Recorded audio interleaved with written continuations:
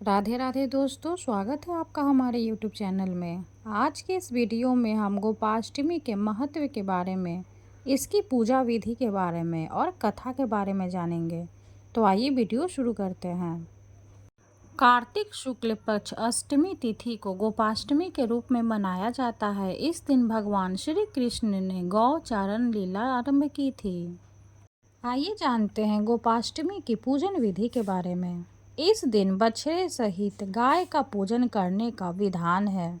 इस दिन प्रातः काल उठकर नित्य क्रम से निवृत्त होकर स्नान करते हैं। प्रातः काल ही गौवों और उनके बछड़ों को भी स्नान कराया जाता है।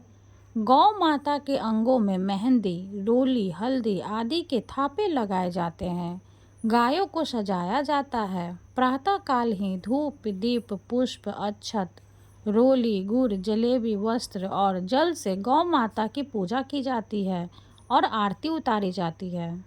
पूजन के बाद गौ ग्रास निकाला जाता है। गौ माता की परिक्रमा की जाती है। परिक्रमा के बाद गौओं के साथ कुछ दूर तक चला जाता है।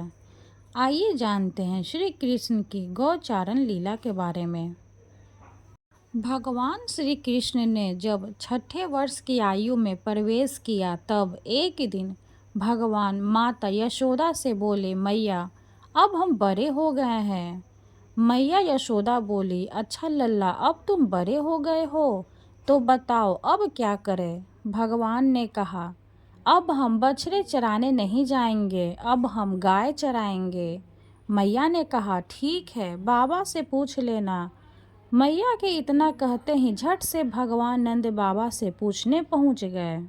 बाबा ने कहा, लल्ला अभी तुम बहुत छोटे हो, अभी तुम बछड़े ही चराओ। भगवान ने कहा, बाबा अब मैं बछड़े नहीं गाय ही चराऊंगा। जब भगवान नहीं माने तब बाबा बोले, ठीक है लाल, तुम पंडित जी को बुला लाओ, वह गौ चरण का मुहूर्त देखकर बता देंगे।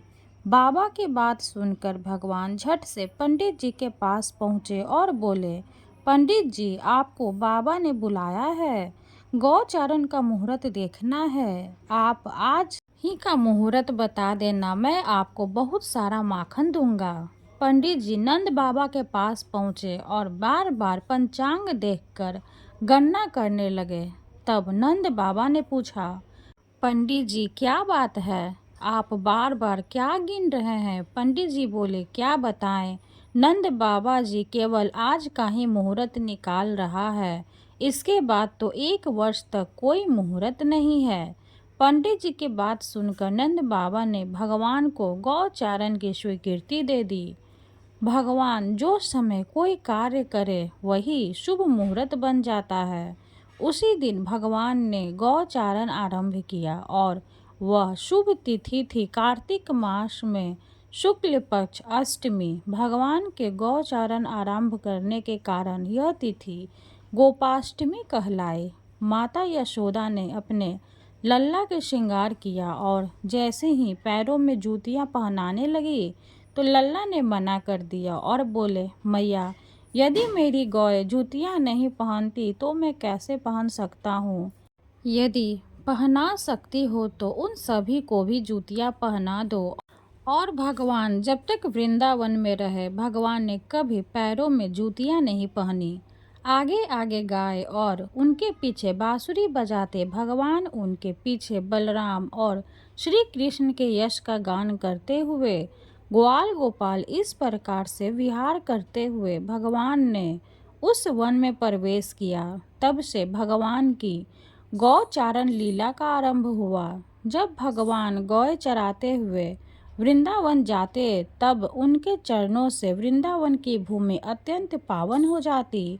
वह वन गौओं के लिए हरी भरी घास से युक्त एवं रंग बिरंगे पुष्पों की खान बन गया था। कथा समाप्त हुई। वीडियो अगर अच्छी लगे तो लाइक कर दे, चैनल को सब्सक्राइब कर दे। धन्यवाद।